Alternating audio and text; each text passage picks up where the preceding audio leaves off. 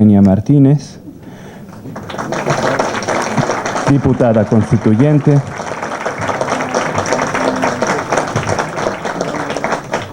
Quien fungirá, nos brindará el placer de fungir como moderadora de esta mesa.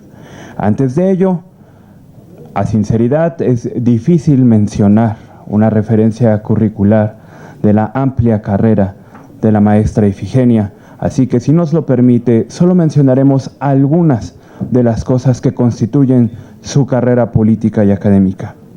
La maestra Ifigenia Martínez es la primera mexicana con posgrado en Economía de la Universidad de Harvard. Ha sido fundadora del Partido de la Revolución Democrática, diputada constituyente en la última Asamblea Constituyente de esta ciudad, en la primera Asamblea Constituyente de esta ciudad, académica de la Universidad Nacional Autónoma de México, así como legisladora en distintos niveles en nuestra República. Es un símbolo a lo largo de las generaciones militantes en la izquierda, y este recinto y las convocantes se honran con que esté moderando la primer mesa de este foro. Cedo la palabra a su uso, por favor. De estar aquí, no solo por la compañía de los presentes, que somos todos ciudadanos de esta tradicional, antigua, histórica urbe en el centro de nuestra República, la Ciudad de México, sino además por la compañía de quienes me acompañan en esta mesa y por todos ustedes. Además, el motivo es motivo de celebrar por todos los que aquí estamos, que esta ciudad, la nuestra, de gran tradición histórica y grandes batallas, tenga ahora su propia constitución. Agradezco a los organizadores de este evento, la senadora Dolores Padierna, los diputados constituyentes Marcela Lagarde, Tobiane Ledesma, Lolkin Castañeda y Nelly Juárez, por elegir a su servidora para moderar esta mesa y además por estar rodeada de reconocidas personalidades de izquierda, académicos y políticos. De igual forma agradezco al personal del Senado de la República por su anfitrionía. Resulta indispensable, a escasos meses de haber aprobado la Constitución para esta histórica ciudad, dejar en claro los aportes que esta Carta Magna hace, no solo para este sitio, sino para toda la República, más aún ante el inminente ataque que sistemáticamente han emprendido algunas instituciones para criticar y echar abajo el plausible trabajo realizado por mis compañeros constituyentes, varios aquí presentes el día de hoy, que sin duda materializa muchos de los ideales y aspiraciones que hemos buscado desde la izquierda por décadas. Hablar de un nuevo pacto social para la Ciudad de México conlleva reconocer el principio sobre el cual se basaron los trabajos, primero del grupo redactor del proyecto de Carta Magna, del cual fueron miembros todos los ponentes de esta mesa, y posteriormente del Congreso Constituyente de la ciudad. Y el lema, la ciudad es de sus habitantes antes que nada. Por muchos años aspiramos a democratizar nuestra ciudad y esta Constitución representa uno de sus mayores logros, ya que por primera vez nos hemos constituido como una entidad soberana y hemos sido capaces de reorganizar la forma en que se relacionan los poderes de la ciudad con sus habitantes, así como la estructura orgánica y los entes que dan vida a la misma. Sentamos las bases para llevar a cabo una eficaz administración y una planeación a futuro que nos permita tener una visión de largo plazo, estimulando en todo momento la participación ciudadana. Sin duda alguna, contamos con un documento de avanzada que servirá de ejemplo para otras constituciones estatales, a pesar de que algunos detractores consideran que esta es una constitución que resultan inviables sus prerrogativos. Nuestra ciudad, como desde hace muchos años, seguirá siendo precursora en la conquista de derechos y libertades, haciendo honor a su carácter pluricultural, cosmopolita y refrendando su carácter como centro cultural de nuestra nación desde hace siglos. Me place poder presentar y dar la bienvenida como ponentes de esa mesa de trabajo a mis compañeros y amigos, el licenciado y doctor Porfirio Muñoz Ledo, quien cursó la licenciatura en Derecho de nuestra UNAM con posgrado en la misma materia y realizó estudios de doctorado en Ciencia Política y Derecho Constitucional en la Universidad de París. No digo más porque resulta de más, ya que es reconocido por todos. Su contribución a la democratización del país, de nuestra ciudad y hasta en la esfera internacional es de todos ampliamente reconocida. Muchas gracias, Porfirio. Contrario. Ha ocupado diversos cargos gubernamentales, quisiera destacar algunos.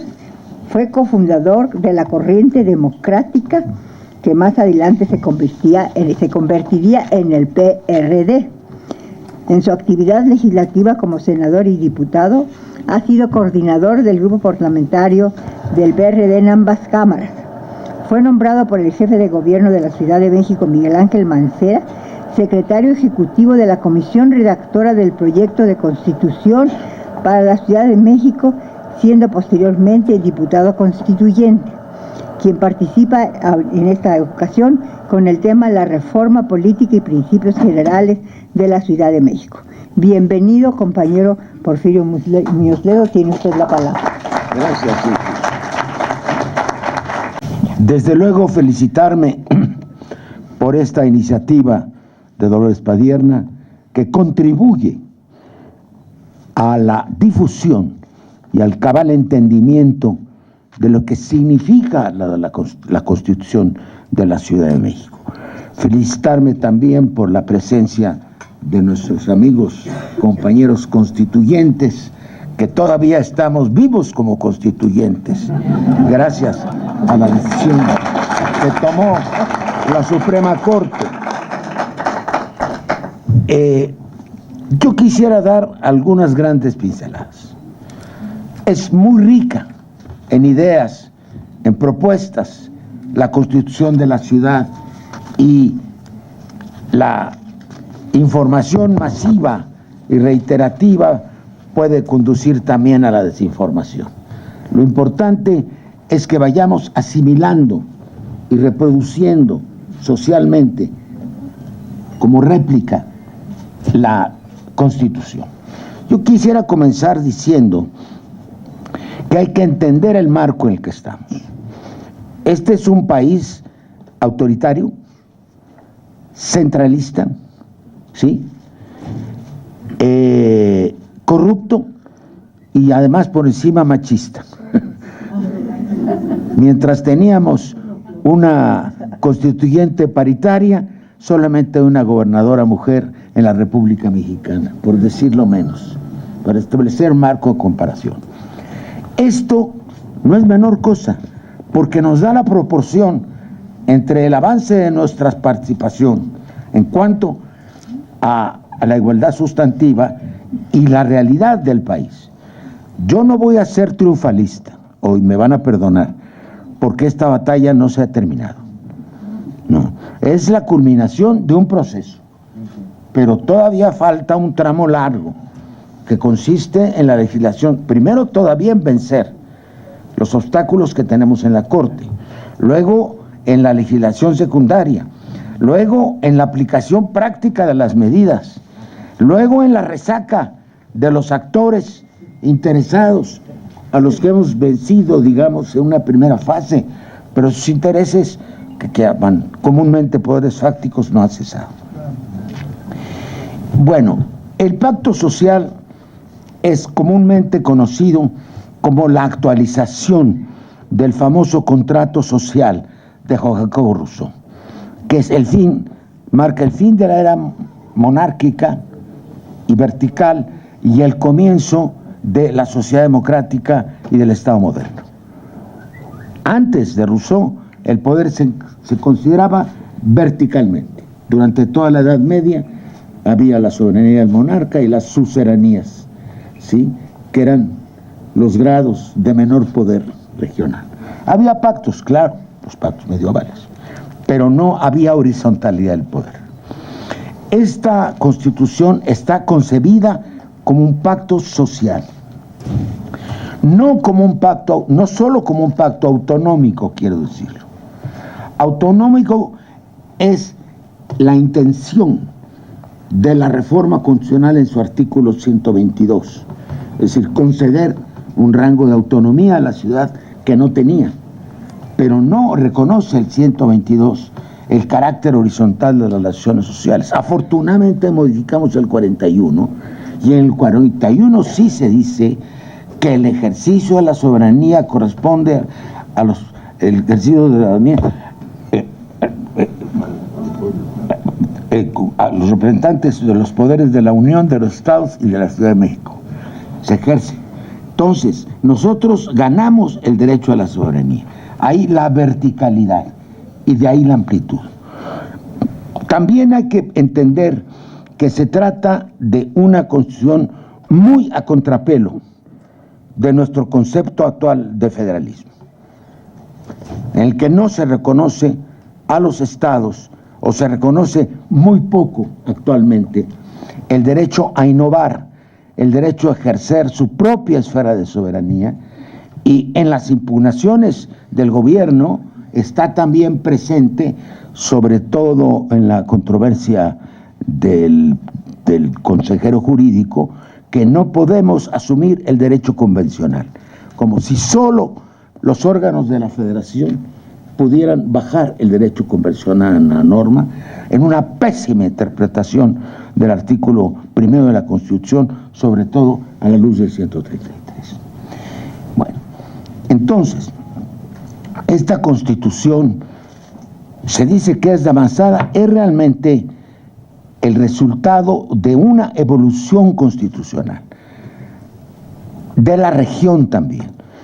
Es una muestra de aquello a lo que puede llegar el constitucionalismo social del siglo XXI. Y eso es fundamental. La concepción del proyecto fue horizontal desde el principio.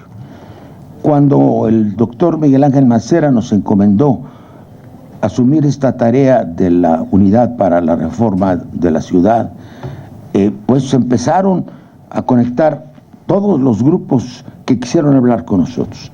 Nosotros tenemos más de 450 reuniones con grupos sociales de todo género registradas. Luego se fue formando poco a poco el grupo redactor, ¿sí?, del cual algunos de nosotros fuimos también miembros, y finalmente la academia, los representantes y liderazgos sociales fueron trabajando en un proyecto de constitución más allá de lo que hubiera supuesto el gobierno federal.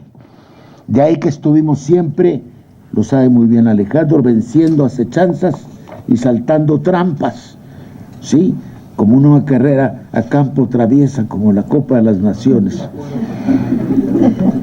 Estuvimos constantemente salvando trampas. Ellos querían que la Constitución fuera un reglamento del artículo 122. Y lo dijeron en todos sus tonos. Y cuando les fue fallando el concepto, porque no esperaron el tipo de proyecto que les íbamos a presentar, y cuando el constituyente comenzó a entender el proceso, y cuando la sociedad comenzó a presionar al constituyente, en más de 1.600 encuentros, cuando Alejandro, a quien acabo de citar, llevó con maestría la conducción del constituyente y supo entender a todos los grupos, sí, y los presidentes de las mesas directivas y los coordinadores de los grupos parlamentarios y subcoordinadores, fue un armado, un tejido, ¿sí?, que mantuvo su carácter horizontal. Ahora, el proceso constituyente fue inesperado, admirable. La verdad, no creían que fuéramos a llegar a nuestro objetivo. Y es el primer gran milagro de la Constitución. En segundo, yo diré algunas 5 o 6 ideas que ejemplifican esto que llamamos el nuevo pacto social. Yo diría que la intención misma de la Constitución es devolver el poder a la sociedad. No es una constitución clásica que tenga por un parte lo que llamaban la parte dogmática, que no hay dogmas en la Constitución, era una manera de decir que ahí estaban los derechos pero que no iban a cumplirse, sí, y la parte orgánica. Aquí todo es una carta de derechos.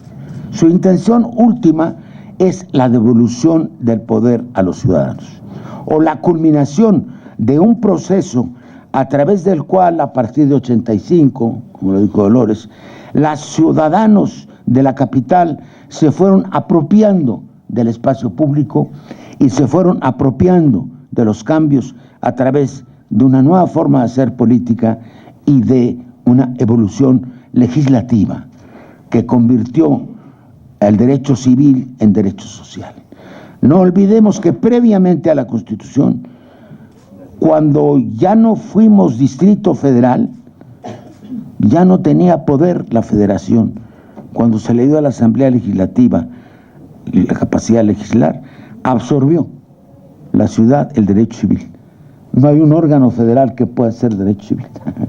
Claro, antes lo hacía el gobierno, el Ejecutivo de la Unión y el Congreso, a través de los códigos para el distrito y territorios federales, que servían de código tipo en todo el país. Ahora es exactamente al revés. Ahora los que podemos hacer el derecho civil para el país somos nosotros. De ahí los avances que hemos avanzado en ese sentido. Bueno, es una carta de derechos de punta a punta.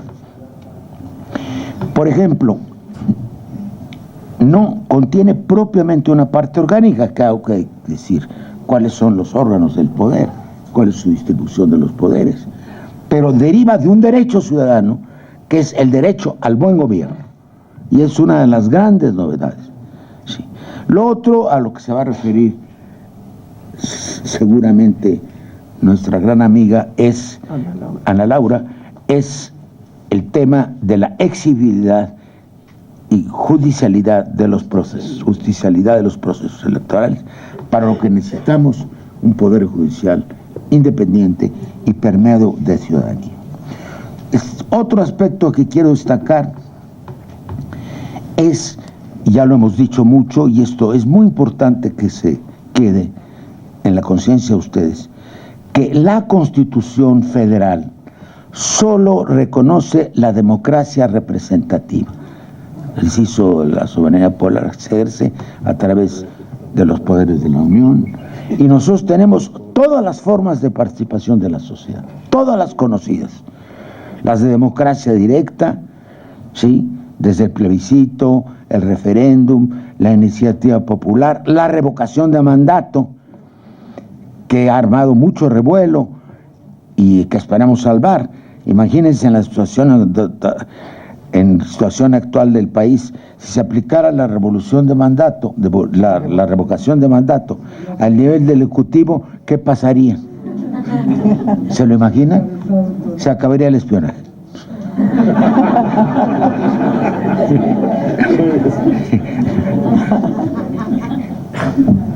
La concepción misma del espacio público, que se privilegia sobre el interés privado, que fue un gran debate, es una ampliación de los derechos de la población y del bienestar comunitario.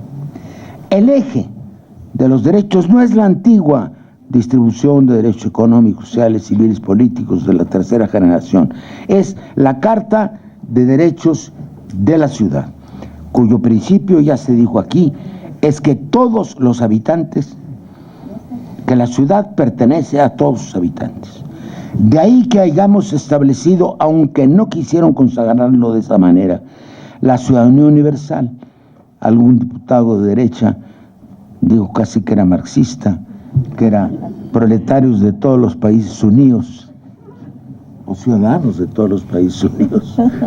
¿Te acuerdas? No, es que en el derecho contemporáneo, desde que la persona nace, es sujeta a derechos. Porque el derecho de los niños, todavía hoy una nota en el periódico de todo el descuido el tema del derecho de los niños, ¿no? Entonces son objeto de derecho y objeto de participación, sujetos de participación. Van ganando derechos conforme la edad evoluciona. Se puede consultar a los jóvenes, se debe consultar a los adolescentes, aunque perdimos, por razones que ya se dijeron, lo del voto sufragio universal, los 16 años, es un obstáculo que pronto será vencido y que ya quedó en la agenda nacional. Otro punto que quiero destacar es de la política distributiva. La concepción del desarrollo económico de la ciudad está pensada de modo unido al bienestar de la población. No debe haber crecimiento que no sea redistributivo. Por vez primera se frasearon las dos caras de la misma moneda de un modo armónico. En un país que ha vivido una tan brutal concentración del ingreso, es obvio que este pensamiento es revolucionario y es hereditario de la mejor traducción del estado de bienestar. Yo no quiero extenderme porque además sé que ustedes van a hacer preguntas. Quiero decir tres cosas más. Ya se refirió Nelly a la cuestión de las comunidades indígenas y pueblos originarios, que fue un avance importantísimo, ¿sí?, en el sentido igualitario y horizontal, y que fue calificado por la Comisaria de Naciones Unidas sobre Pueblos Indios como la más avanzada del mundo. La única que ha hecho suyas los principios fundamentales de la Declaración de Naciones Unidas sobre Pueblos Indios. Yo me voy a referir a un último punto y voy a hacer una reflexión final. En el momento actual del país, en un momento en que o se da un cambio fundamental o podemos ir al retroceso, la mejor manera de defender la Constitución es defendiendo sus principios y llevándolos a la práctica. Me voy a referir a un tema, nada más, para finalizar, que es el tema del salario. Hoy, obviamente, el pacto social pasa por el salario. Esto es fundamental. Es increíble que el gobernante, señor Trump de los Estados Unidos, esté ya aconsejando a México subir los salarios para evitar el dumping humano. Eso se llama dumping humano, competencia desleal con mano de obra barata, que fue diseñada por el neoliberalismo en México. Está pidiendo que este país tenga salarios dignos y no. El Tratado de Libre Comercio sí va a incluir el tema de los salarios, como no se quiso incluirlo por parte del gobierno mexicano cuando su negociación de los primeros años 90. El pacto social pasa por un movimiento nacional de salarios. Y eso que todavía no descubren, porque no lo han consultado a la academia, que es la causa eficiente de la migración. 11 millones de migrantes hacia el norte desde que se adoptó el Tratado de Libre Comercio, con una caída del 80% del valor del trabajo. Este es lo más grave que hay. No podemos decir que estamos cumpliendo con la Constitución si no damos un jalón para adelante en este punto. Lo que yo quiero decir es que la lucha, diría como los angoleños, la lucha continúa.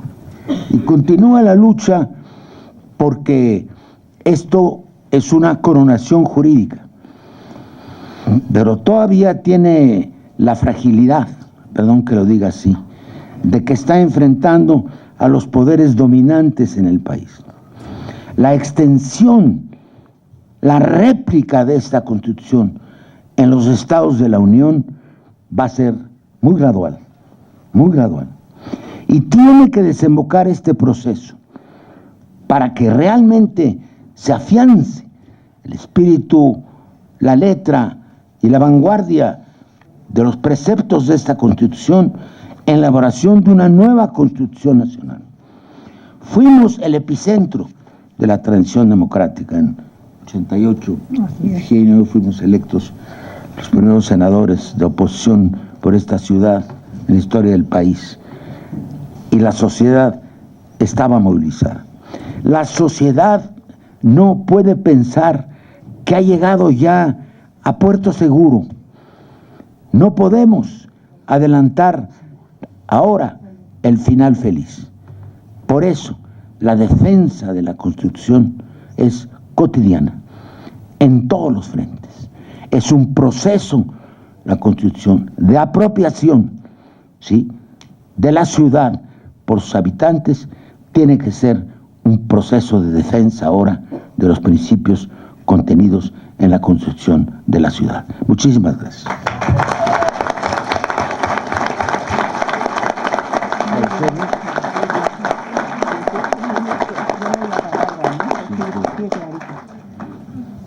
¿Sigo yo? Sí, doctora, sigue usted, por favor, clarita. La doctora Justman. Bueno, después de esta estupenda intervención de apertura de Porfirio, a mí me pidieron que me refiriera específicamente al título tercero y a los instrumentos de planeación que están planteados en la Constitución.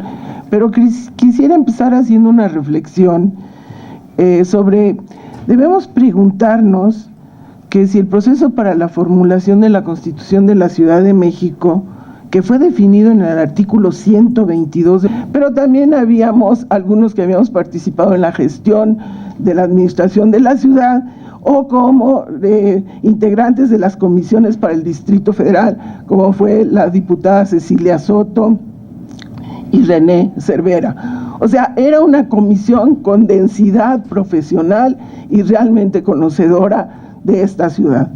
Fue una experiencia de diálogo civilizado desde muy diversas posiciones ideológicas, historias personales y conocimientos sobre el desarrollo urbano.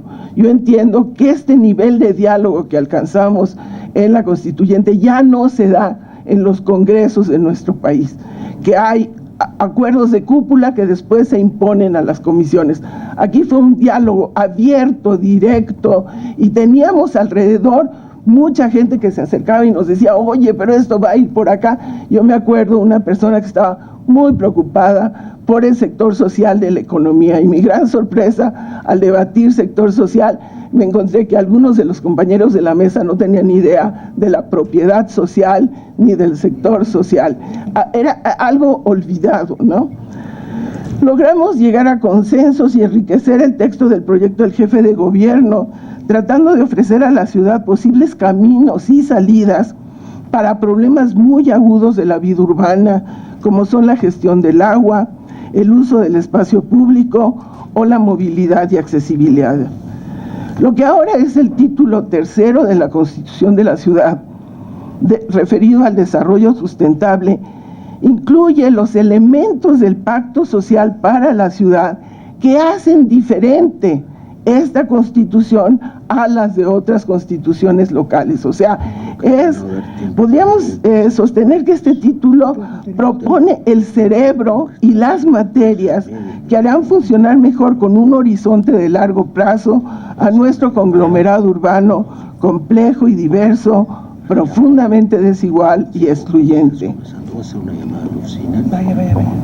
Es así que el título tercero incluye las normas y garantías, que así nos los dijo también el 122 constitucional, que permitirán hacer efectivos varios de los derechos humanos incluidos en la Carta de Derechos que está contenida en el título segundo. Específicamente aquellos que son más pertinentes a la vida en la ciudad, como son los derechos al medio ambiente, al agua, al espacio público, a la movilidad urbana, a la protección frente a riesgos, a la vivienda, a una vida digna y al desarrollo de actividades económicas. En este título se establecen las bases de los términos de relación entre territorio, recursos, medio ambiente con los habitantes, así como entre los habitantes. O sea, es la parte del pacto en donde estamos diciendo cómo nos vamos a relacionar con el suelo, cómo nos vamos a relacionar con nuestro medio ambiente, cómo nos vamos a relacionar con los recursos de la ciudad. Estos términos, lo que se establece en este título, deberán ser detallados por la legislación constitucional para lograr un desarrollo sustentable, una convivencia social y económica armónica, el uso y disfrute y aprovechamiento equitativo de la ciudad. Esto es muy importante, es uno de los centros, o sea, es la ciudad de todos y todas. Respeto a la diversidad, a los derechos de las próximas generaciones y con reconocimiento del papel de la Ciudad de México como una ciudad global e integrante de una área metropolitana de casi 30 millones de personas. Somos solo la tercera parte de esta gran área metropolitana que se ha ido constituyendo. Con miras a conducir de manera ordenada esta interacción entre población, territorio, recursos y medio ambiente, la Asamblea Constituyente aprobó la creación de un sistema de planeación. A mí esto me parece importantísimo, como un proceso articulado, perdurable, con prospectiva, orientado al cumplimiento y al ejercicio progresivo de todos los derechos reconocidos en la Constitución y se agregó así como a la prosperidad y funcionalidad de la Ciudad de México. El gran debate en esta comisión era, ¿es una ciudad productiva, linda, perfecta, limpia, o es una ciudad para los seres humanos?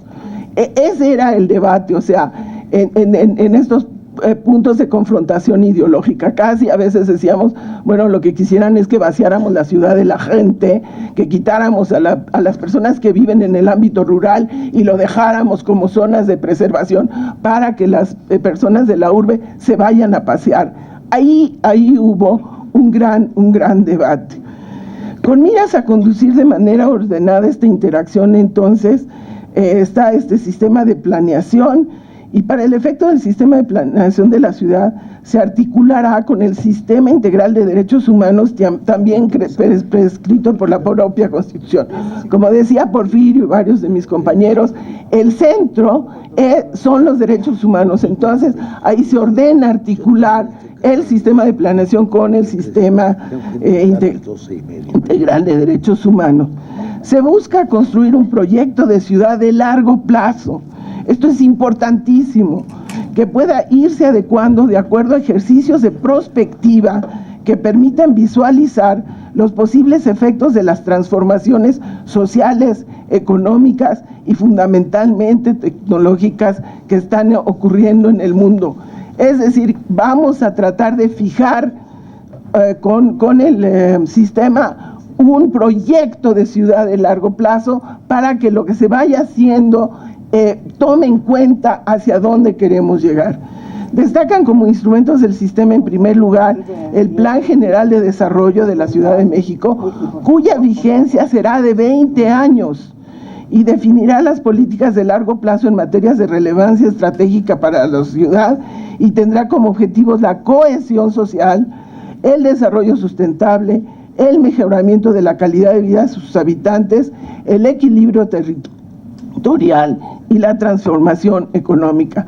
En segundo lugar está el Programa General de Ordenamiento Territorial, muy importante en términos de las peleas que hay por el suelo, y este va a tener una vigencia de 15 años y va a ser una ley. Este regulará la transformación de la ciudad y fortalecerá la función social de la misma para su desarrollo sustentable. Estos dos instrumentos definirán el mapa de ruta de la ciudad en su trayectoria hacia el futuro y sus lineamientos deberán ser acatados por los programas de gobierno y por los programas de las alcaldías.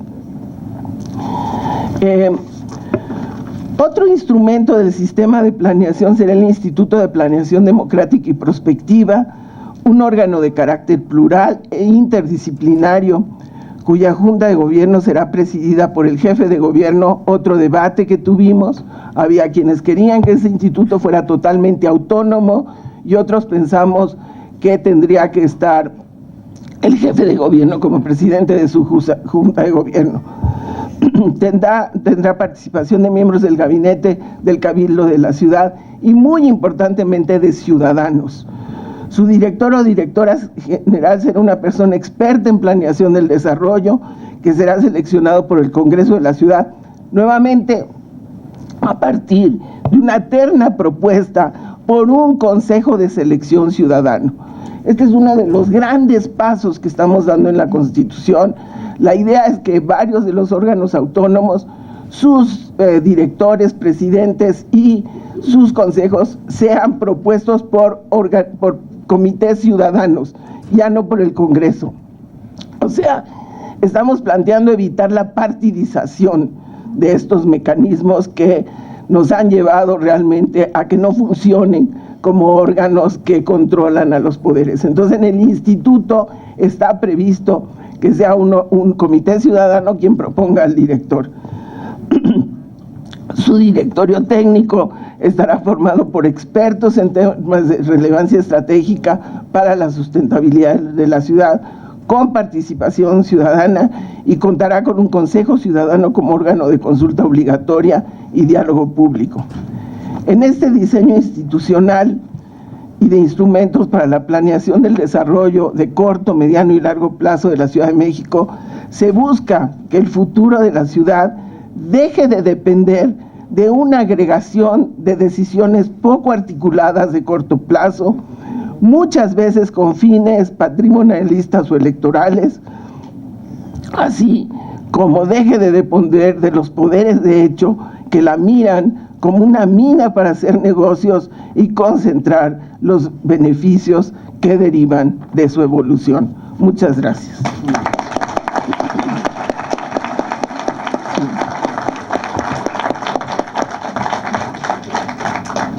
Pues acabamos de escuchar a una de las voces con más experiencia y más sensatas con las que tuvimos la fortuna de contar, como es la de la doctora Clarita Husitman. Enseguida vamos ahora a escuchar a otra compañera que también tiene muchos méritos, como es la doctora Laura Magaloni. Gracias.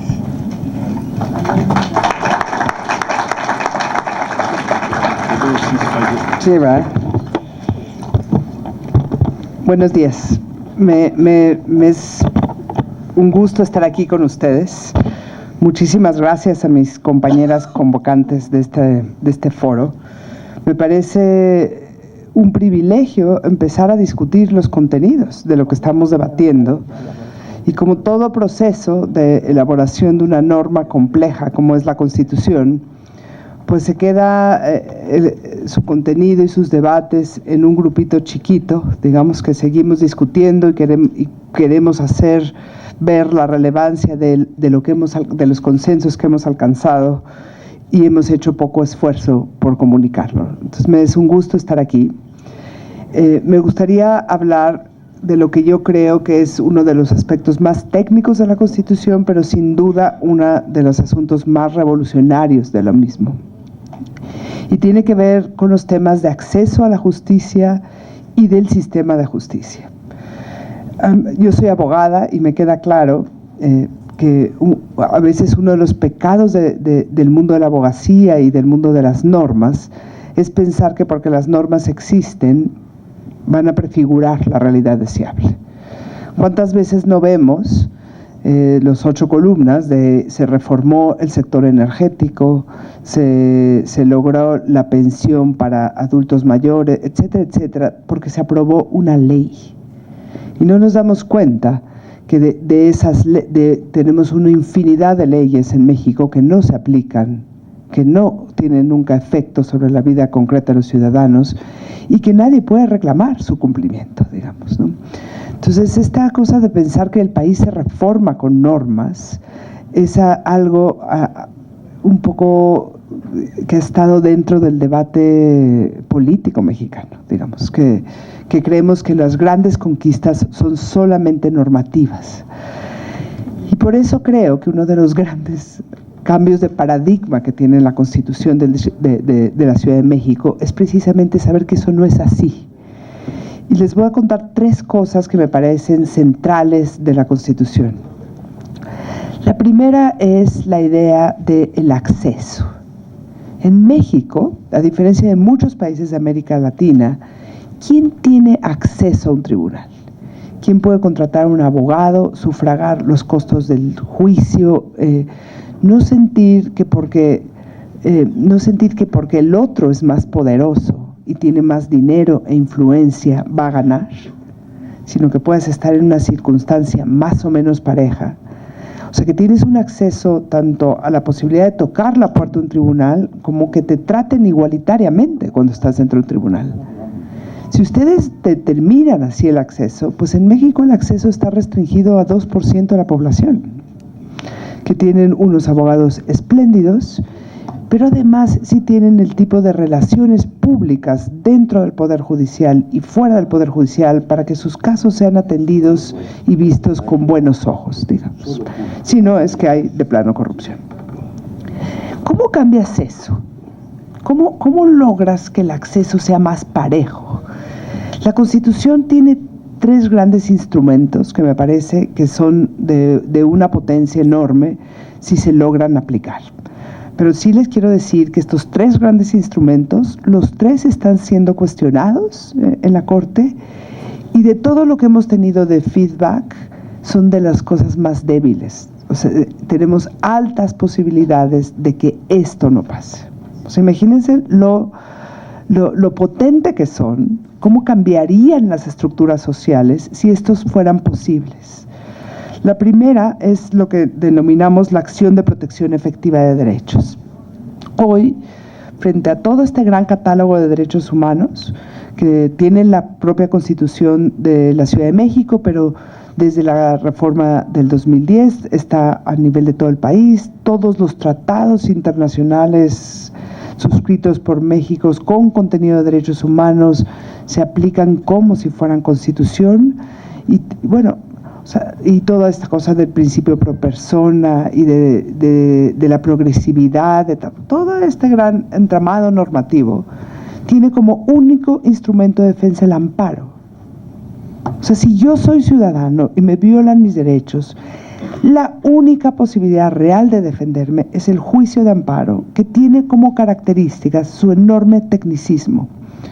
Los amparistas se sienten abogados especiales porque dominan un mundo extraordinariamente técnico. Ok. Ese es nuestro mecanismo de acceso a la defensa en esta enorme reforma. ¿A quién le sirve entonces? ¿A quién le sirve para defenderse? Los derechos humanos son en la medida en que pueden ser instrumentos de defensa para el ciudadano, no que los aplica o no aplica, ¿no?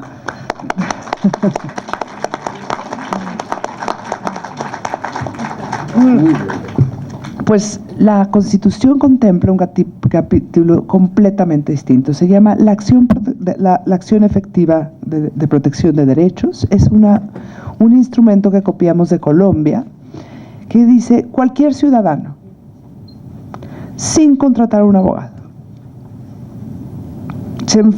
habla con el juez. O sea, 0 formalidades. Accede nada más porque dice: no me quieren dar la cama del hospital, no me dan las medicinas, el policía me está sobornando, la delegación está coludida con X grupo y no me deja construir o hacerlo. Cualquier tema y enfrentamiento que tienes con la autoridad, ya no necesitas de estos grandes técnicos. Te vas a enfrentar al abogado de tutela, te vas a ir sola frente al juez de tutela. El juez de tutela tiene obligación de escucharte. Si no puedes llevar tu escrito, de tomar nota, de conseguir la información y de resolver en 10 días. La resolución del juez solamente la puede apelar el ciudadano. Si no, es de inmediato cumplimiento para la autoridad. Y la Constitución señala que la ley va a establecer instrumentos de qué vamos a hacer con las autoridades que incumplan, digamos, porque eso ya no se podía diseñar a nivel de ley. O sea, también está pensado que este instrumento sea principalmente utilizado y que tengas un filtro importante para todas aquellas personas que no tienen dinero para contratar a un abogado. Porque como es tan infinita la demanda de justicia en nuestro país, queremos privilegiar a los que se han quedado sistemáticamente fuera del sistema de justicia. Entonces eso lo va a ir arreglando la ley, o sea, haciendo que estos recursos se prioricen precisamente en quien no tiene posibilidad de contratar a un abogado y se prioricen en los temas ciudadanos.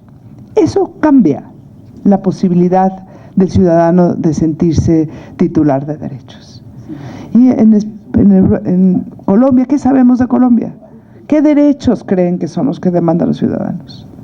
Pues los derechos sociales principalmente, ¿no?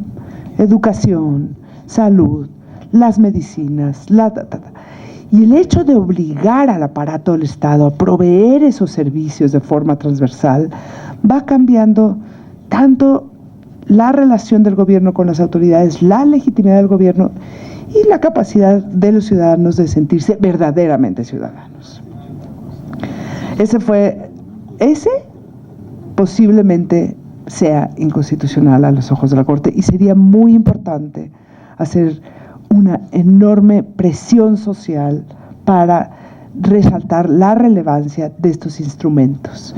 Si no pasa esto, quiere decir que la única forma en que los ciudadanos puedan tener este tipo de instrumentos es reformando la Constitución Federal. Entonces, se les cierra la puerta a cualquier gobierno local, no nada más a la Ciudad de México, para que esto sea posible. El segundo es el Instituto de la Defensoría Pública. Hoy en día la Defensoría Pública, esa que le tiene que dar abogados a los cientos de millones de personas que no tienen dinero para contratar uno, que yo calculo que más o menos es 70% de la población la que está fuera del acceso al sistema de justicia. Hoy la Defensoría Pública en la Ciudad de México es una dirección de área dentro de la Consejería Jurídica. O sea, es un organismo chiquito. En el resto del país sucede exactamente lo mismo. Nunca en México nos hemos propuesto darle abogados a todos, que todos tengan iguales instrumentos de defensa. Pues porque los conflictos se resuelven a golpes, o con violencia, o con influyentismo, pues porque no tenemos acceso al sistema. Pues se creó el Instituto de la Defensoría Pública, que es un órgano autónomo, donde los abogados tienen que ganar igual que el Ministerio Público, en donde tienes que prestar el servicio a todo. Y ya con esa autonomía, pues absorbe riqueza, recursos públicos y absorbe reflector, para que nosotros podamos ir construyendo esas defensorías que nunca se han construido en México. Esa también está en entredicho. Y la última, que es la que más duele, que es la más complicada de pasar, que es la que odia 98% del statu quo, tiene que ver con volver el poder judicial menos amafiado. O sea, tiene que ver con romper las redes de corrupción que utiliza principalmente las élites en el sistema judicial. Y eso tiene que ver con un órgano que se llama el Consejo de la Judicatura. Hoy el Consejo de la Judicatura, y esta es una explicación técnica, pero lo que pasa es que está dominado, está configurado de tal manera que este Consejo de la Judicatura siempre puede dar instrucciones a los jueces inferiores. ¿Cómo se gana un juicio? Pues dándole un juicio cuando la verdad no tienes razón. ¿Cómo se compra una sentencia de un juez? A través del Consejo de la Judicatura. El Consejo de la Judicatura administra, entre otras cosas, la carrera judicial. Puede decidir si un juez asciende o a un juez se le despide. Si un juez está en mejores términos o en peores términos frente a la justicia. Si se le da una adscripción u otra. Ese poder sobre la carrera de los jueces le da la posibilidad de dar instrucciones. Y por eso es central saber quiénes llegan a ser consejeros de la judicatura. Y hasta hoy se nos amafió el Poder Judicial, como no nada más en México, en el país. Es una institución que nos salió muy mal, a través de la cual se tiene que reformar, no en la Ciudad de México, en todos los gobiernos locales. Gracias a cómo funcionan los consejos de la judicatura, funciona mal el Poder Judicial local. Por eso lo controlan los gobernadores. Por eso no hay independencia de los jueces para los casos relevantes. Y queremos jueces no dóciles y obedientes, queremos jueces profesionales y capaces. Pero mientras que se premie la docilidad y la obediencia, no tendremos a los capaces y a los inteligentes metidos ahí. Solamente creando un sistema de carrera donde lo que se premia es el talento y no la obediencia, vamos a lograr tener el poder judicial que queremos. Y esta Constitución se atrevió, y fue bien complicado este consenso, pero pasó al final casi por unanimidad. Logró desarticular esa mafia creando un Consejo Judicial Ciudadano que nombra al Consejo Judicial, a los miembros del Consejo de la Judicatura. Eso es una revolución, ese es un golpe durísimo. Tendremos que formar increíble ese órgano ciudadano, pero es la posibilidad real de que en el país, por primera vez, los poderes judiciales empiecen a florecer por su autonomía y su profesionalismo. Esto está en entredicho, sin que haya un solo precepto en la Constitución Federal que diga que la configuración del órgano tiene que ser de una o de otra manera. Que si se lo echan abajo, en realidad no es porque está violando la Constitución, sino porque esta reforma es realmente atentadora contra una forma de organizar el Poder Judicial, que al país ya no le da. El país requiere otros poderes judiciales si queremos que no nos matemos a balas y a golpes, sino que podamos gestionar nuestros conflictos conforme a la ley, las razones y, lo más importante, la justicia con J mayúscula. Necesitamos justicia.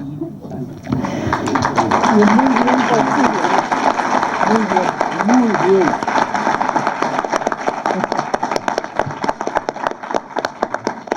Y bueno, solamente estos 3 apartados tienen que quedar. Sé que es mucho más técnico de lo que se defienden derechos, pero me gustaría que los ciudadanos de esta ciudad nos apropiemos de ellos para que puedan ser realidad.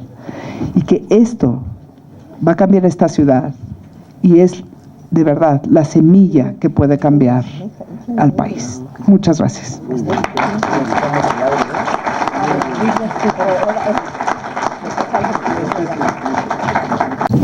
Después de esta excelente conversación y de excelente exposición que, como ustedes vieron, realmente representa los intereses de los ciudadanos comunes y corrientes que habitamos esta histórica y gran ciudad, ahora le vamos a dar la palabra al doctor Alejandro Encinas.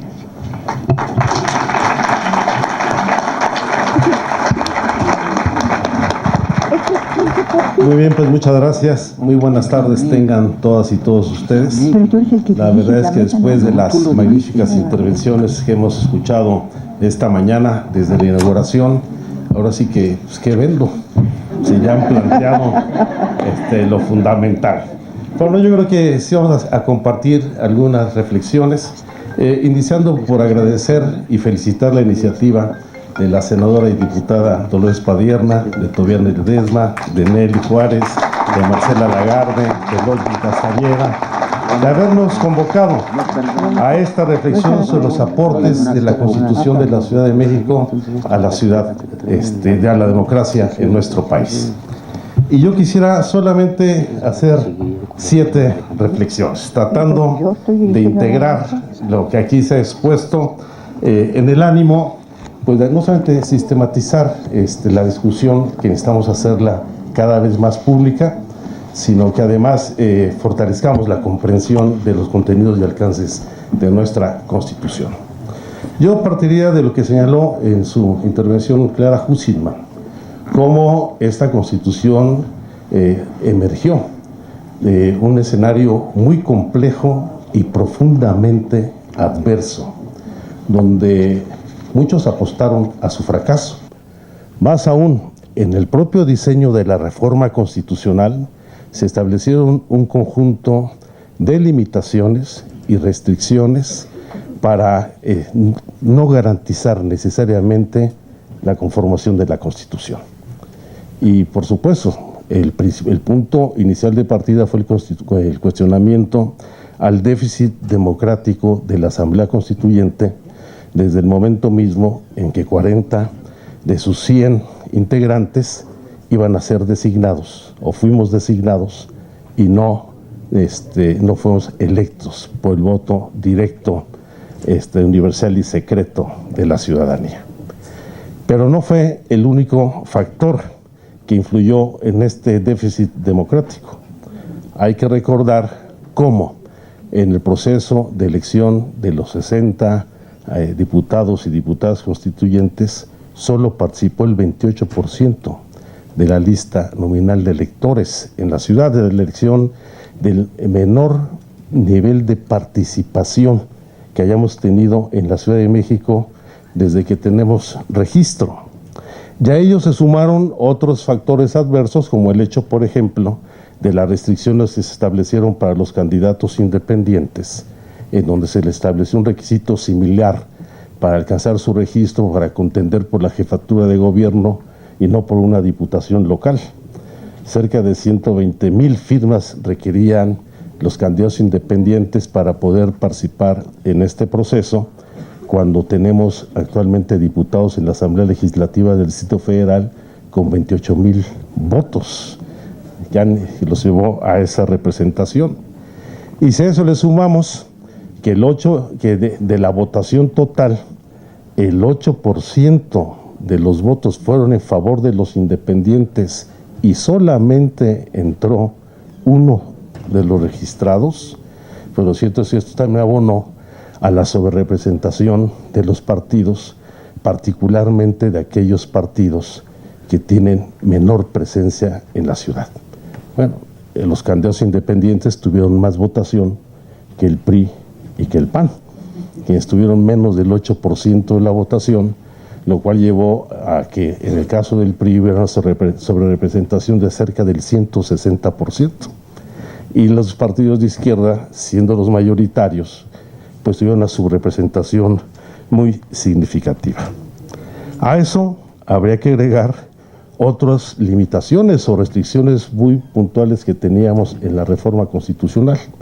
Una de ellas, la obligación, que es correcta, de aprobar por las 2/3 partes de los diputados constituyentes, primero de la totalidad, las normas internas, el reglamento interno, la integración de su mesa directiva, de sus comisiones, y por 2/3 partes, ya de los presentes, cada uno de los artículos. Y al mismo tiempo se estableció una fecha perentoria para que entre el 15 de septiembre del año pasado y el 31 de enero de 2017 estuviera aprobada y emitida la Constitución.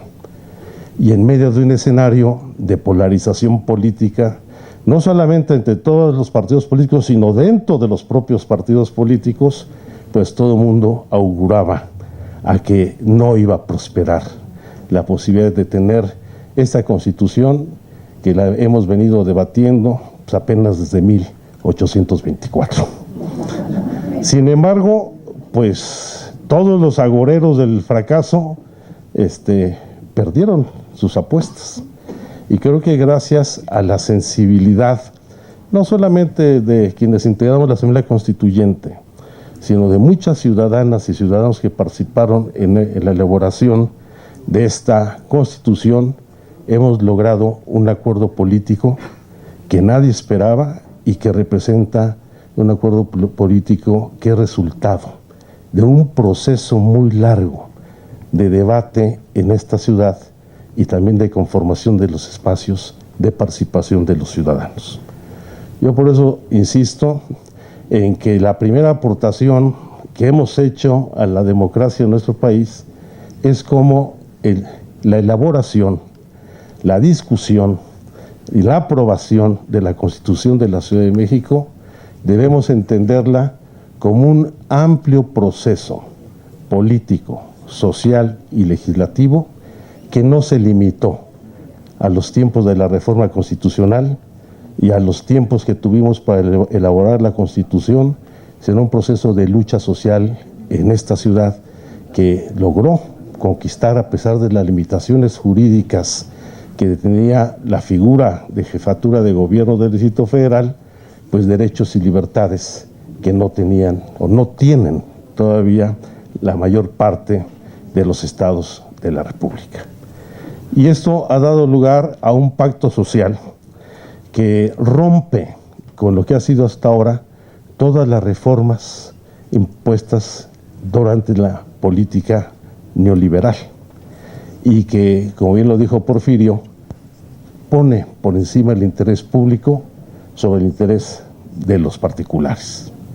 Y en este proceso, entendido como un proceso de elaboración colectiva de la Constitución, tuvo que ver desde la conformación paritaria entre hombres y mujeres de la Asamblea Constituyente, el establecimiento del Parlamento abierto que permitió que cientos de personas, ciudadanas, hombres, mujeres de esta ciudad, presentaran iniciativas de ley que fueron debatidas en cada una de las comisiones, así como la consulta a los pueblos, barrios originarios y comunidades indígenas residentes, fuera adquiriendo legitimidad en su elaboración esta Constitución, a lo que se abonó el establecimiento de nuevas prácticas del debate parlamentario que rompieron con la disciplina tradicional del control partidario dentro de la propia Asamblea Constituyente y ayudó a construir, como aquí lo han señalado muy bien mis compañeros, acuerdos transversales, en donde pues afortunadamente pudimos construir consensos, ya que lo que hay que subrayar es que para alcanzar las 2/3 partes de la votación en cada uno de los artículos, pues no bastaba la suma de 2 o de 3 partidos, sino estábamos por lo menos la suma de 4 de los partidos con mayor representación en la Asamblea Constituyente. Entonces, el gran primer aporte es cómo es importante destacar que se pueden romper con la rigidez del debate parlamentario vigente, donde, por ejemplo, la Cámara de Diputados y el Senado de la República han dejado de ser cámaras de diputados y senadores para convertirse en cámaras de grupos parlamentarios, en donde ello mismo lleva la toma de decisiones a otros espacios distintos del Pleno, como es la Junta de la Coordinación Política o como es la propia mesa directiva de cada una de las cámaras, y aquí llevamos el debate a la discusión del Pleno, en donde hubo debate real de ideas y un proceso de enseñanza y aprendizaje que nos permitió construir este gran acuerdo. La segunda reflexión más breve tiene que ver con que, sin lugar a dudas, esta Constitución abre paso a un nuevo constitucionalismo en nuestro país, que rompe con la visión y las prácticas de las constituciones tradicionales, en donde siempre se ha puesto principal atención a la forma en que se ejerce la autoridad para abrir espacio a una constitución cuyo principio, su eje rector, es la dignidad humana y la defensa de los derechos humanos de todas las personas. No es una constitución que se oriente, como son el resto de las constituciones en el país, establecer los mecanismos de la democracia representativa y el ejercicio de la autoridad. Es una constitución que yo las resumiría como una constitución que establece el derecho a gozar de todos los derechos de los ciudadanos, y de que pasa de ser, deja atrás esta visión del Estado de Derecho, donde lo que prevalece en el Estado de Derecho es el principio de autoridad, a un Estado de derechos, donde se establecen las obligaciones de la autoridad para garantizar el ejercicio pleno de los derechos de todas las personas. Y creo que esa es una de las mayores aportaciones de esta Constitución, donde lo que también, así como queda atrás el interés privado, o sea, el interés público por encima del interés privado, aquí se establece como prioridad el interés social por encima del interés del Estado. Y avanzamos, este es el tercer punto, con una visión de la democracia de manera integral. Ya lo señalaba Porfirio en su intervención. No nos redujimos al establecimiento de las normas de la democracia representativa, donde hubo reformas muy importantes, sino que se establecieron los mecanismos de la democracia directa, plebiscito, referéndum, revocación de mandato, la eliminación del fuero, que aquí no se ha señalado, pero también la democracia participativa y la democracia comunitaria, donde con los pueblos y barrios originarios y con los indígenas se les reconoce el derecho a su autodeterminación, se reconocen sus formas tradicionales de gobierno y el derecho al aprovechamiento de su territorio y de sus recursos naturales. Pero incluso dentro de la propia democracia representativa hubo cambios importantes, donde acabamos con los últimos vestigios del departamento del Distrito Federal, particularmente las jefaturas delegacionales, que era una reminiscencia de la época en donde la ciudad era una dependencia del gobierno federal y abrimos paso a nuevas modalidades de gobierno en todos los órdenes. En el caso de la Asamblea Legislativa, es importante señalar que se desaparece la Comisión de Gobierno, que era también un viejo vestigio de la gran comisión de las épocas del partido hegemónico en el Congreso de la Unión, como también lo ha señalado aquí Ana Laura, el caso de una reforma, la más importante al Poder Judicial en este país, que justamente es lo que más urticaria le ha sacado a muchos de nuestros detractores, porque se busca no solamente establecer controles y contrapesos dentro del Poder Judicial, sino eliminar los mecanismos que han favorecido pues, la corrupción y la impunidad en el mismo. Que el presidente del tribunal no presida al mismo tiempo el Consejo de la Judicatura, que no sea juez y parte, que no haya reelección, que solamente dure en su encargo 1 año el presidente, pero fundamentalmente que exista un Consejo Judicial Ciudadano para hacer las propuestas a los integrantes de los jueces, magistrados, consejeros de la Judicatura y otros órganos dentro del Poder Judicial.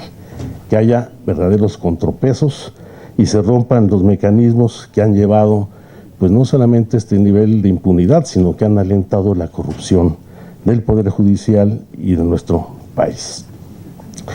Un cuarto planteamiento tiene que ver con esta visión de un nuevo federalismo, porque lo que hemos establecido en esta Constitución debe marcar modificaciones profundas al régimen federal en nuestro país, partiendo de entender que la federación no es el Ejecutivo Federal, la federación somos todas las entidades federativas que damos origen a la República Mexicana.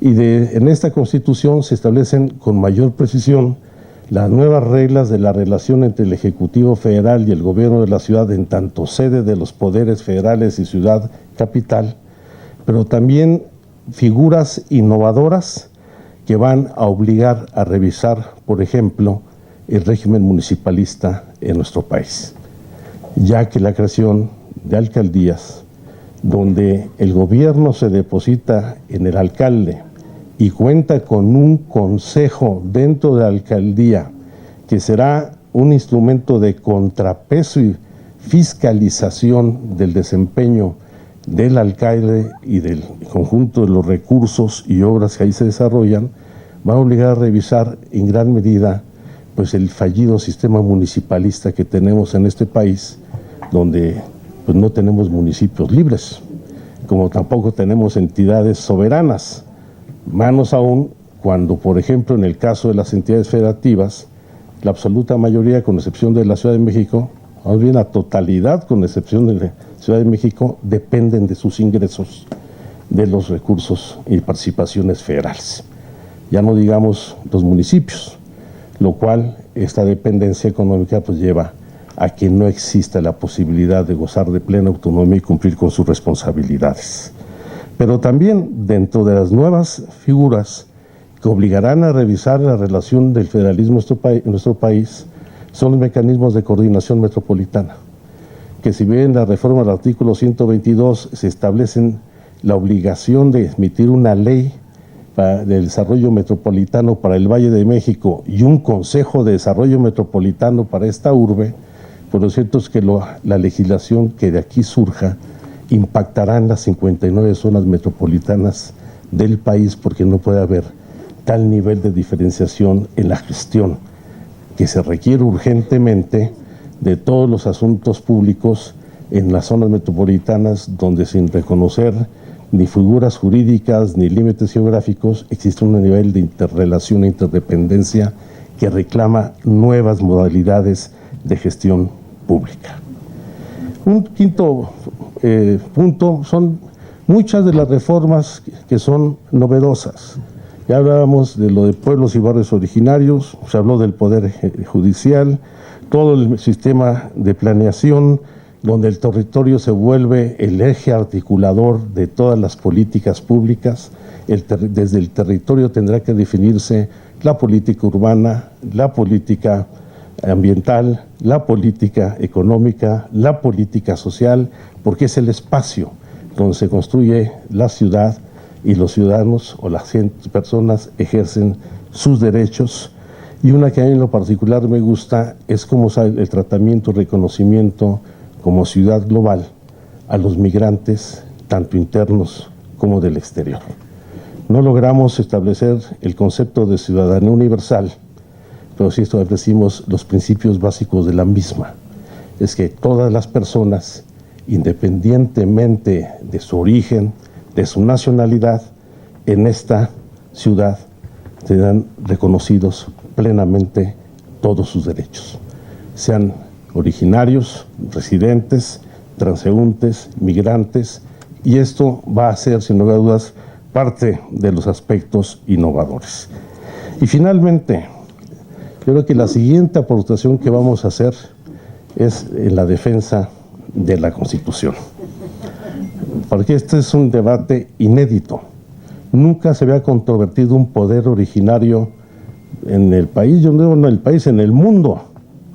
Y la verdad es que, aunque resulta paradójico, que siendo el Ejecutivo Federal integrante de la Asamblea Constituyente y sus representantes avalaron y votaron la inmensa mayoría de los artículos que hoy controvierten, la cuestione.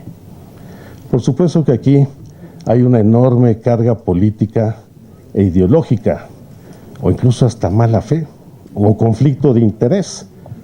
Por ejemplo, el Procurador General de la República es diputado constituyente con licencia,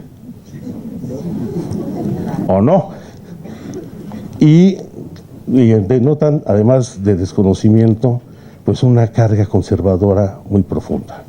Desconocimiento, como por ejemplo el señalar que la consulta a los pueblos y barrios originarios no se apegó a las normas establecidas en el convenio 169 de la Organización Internacional del Trabajo, cuando no solamente se cumplió con todo el protocolo internacional, sino que fuimos asesorados por la Oficina de la Alta Comisionada para el Derecho de los Pueblos Indígenas de Naciones Unidas, y nos ha hecho un reconocimiento expreso porque somos la primera constitución en el mundo que establece en su texto la Declaración de los Derechos de los Pueblos Indígenas de Naciones Unidas.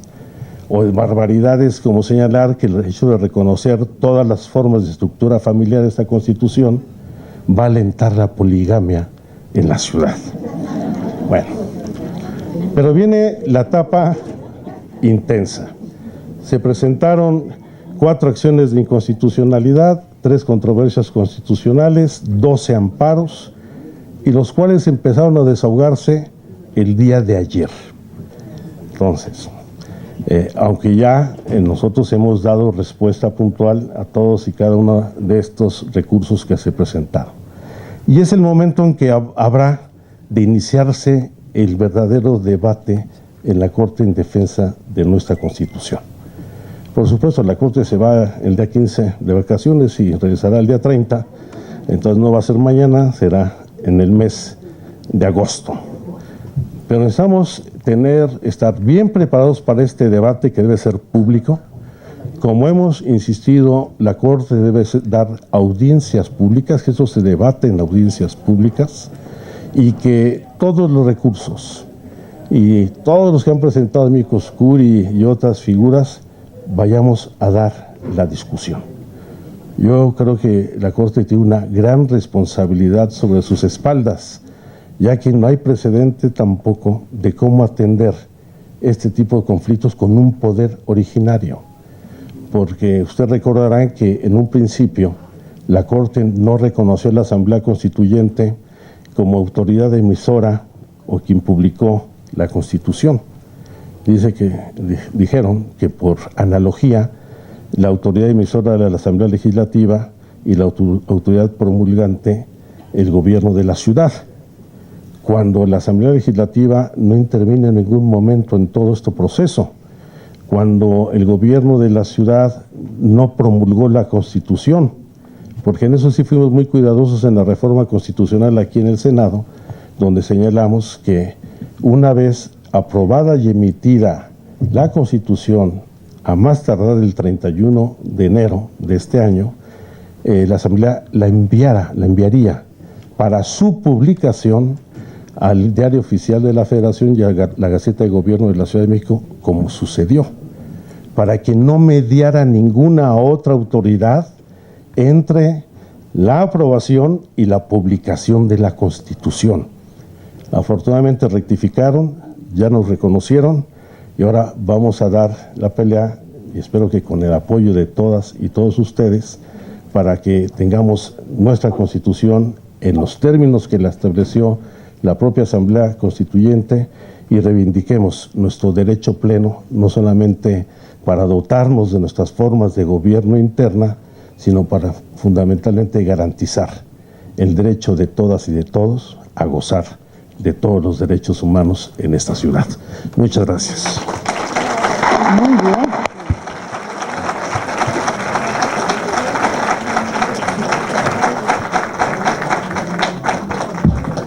Muchas gracias.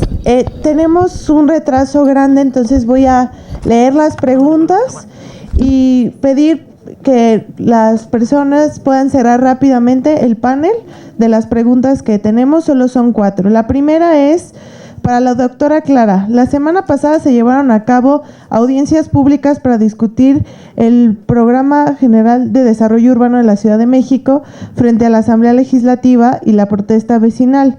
Las acciones que tenemos es lo que está haciendo la Asamblea Legislativa de la ciudad.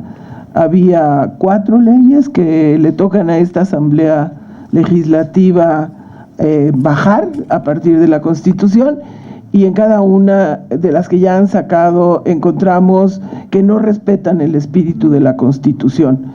Entonces, la primera fue la electoral, en donde quitaron el tema de violencia política de género como violencia política de género, quitaron género y lo quitaron como una de las causantes de impedimento de la elección, y además también alcaldías abiertas. El 122 traía una fórmula muy cerrada, realmente muy cerrada, que hacía que los concejales de las alcaldías fueran del mismo alcalde, o sea, se va con su planilla. En la Constitución tratamos de meter una figura de, ¿qué eran? Estas circunscripciones que no había en la ciudad. Y el Instituto Electoral se puso a definir circunscripciones de tal manera que hubiera una elección de los representantes en los consejos de alcaldía a partir de las elecciones en circunscripciones. Nos hicieron el juego tramposo los asambleístas. Iban 10 concejales en cada alcaldía, 6 de los cuales son de la planilla del alcalde. Esta figura de concejales tenía el propósito de controlar, de ser un mecanismo de control del poder del alcalde. Con lo que estableció la Asamblea se olvida. Vamos a tener 160 funcionarios nuevos, y ahí seguramente, yo digo, los inmobiliarios le pueden negociar con los candidatos a alcaldía para que, dándoles dinero, les dejen un concejal. Entonces ahí podemos tener concejales que estén representando poderes de hecho. Y la última, esta que está pasando con el Plan de Desarrollo Urbano. O sea, es una vergüenza que, habiéndose establecido todo un sistema de planeación que se va a fundar en información estadística, en el conocimiento de expertos. De repente nos meten un plan de desarrollo urbano que creo que dura 20 años, y alguien me decía, lo que quieren es que este sirva en 2 años, para los 2 años que hay entre la expedición de la entrada en funcionamiento de la Constitución y la expedición ya del Plan General de Desarrollo del Programa de Ordenamiento, para que en esos 2 años puedan hacer lo que se les antoje con el suelo de la ciudad. Es realmente muy riesgoso. Alguna gente de los grupos indígenas me hablaba y me decía, ¿sabes qué, Clara? Van a restringir los lugares de las poblaciones originarias al casco. Desaparecen el concepto de propiedad social, el concepto de ejido, y entonces es un riesgo enorme. Entonces realmente estamos muy preocupados y creemos que debemos establecer observatorios sobre el papel que está jugando la Asamblea para desnaturalizar, para deslavar el espíritu progresista y de una ciudad equitativa para todos. Ese era el gran tema, cómo podemos todos disfrutar de la ciudad con equidad, con justicia y con acceso a una serie de bienes. Yo creo que la Asamblea Legislativa no está honrando el papel que tiene de hacer la legislación constitucional, y sí estamos en mucho riesgo, así es que es uno de los asuntos a observar muy fuertemente por parte de todos los ciudadanos y los que estamos preocupados por que esta Constitución realmente camine. Gracias. Muchas gracias. ¿Alguien más del panel quiere agregar algo? Una palabra. Ese es el sentido de defensa de la Constitución del que hemos hablado. Yo coincido con lo que ha dicho Clara, hemos dado nuestra opinión, pero se han hecho otras cosas. Lo digo del modo más simple. Los mismos intereses grupales, tribales, territoriales, inmobiliarios, clasistas, dice Ifigenia, tomo la palabra, que logramos ordenar, no aplastar, darles un espacio democrático por el interés público, son los que van a insistir en otros niveles en deformar la Constitución. Entonces desaparece la sociedad. ¿Cómo fue posible que tuviéramos, dijiste la cifra, 1.600 ponencias y peticiones de la sociedad constituyente y no hayamos podido organizar, y se lo digo sobre todo a mis amigos constituyentes, porque ya el comité de redacción ya está más lejano, nos es muy difícil juntarlo, a que hagan un verdadero observatorio y que vayan a expresarse en las instancias en que tienen que aplicarse y reglamentarse la Constitución. Ese es un primer gran mecanismo de defensa. Si no, van a tratar de desmontar lo que montamos con tanto trabajo.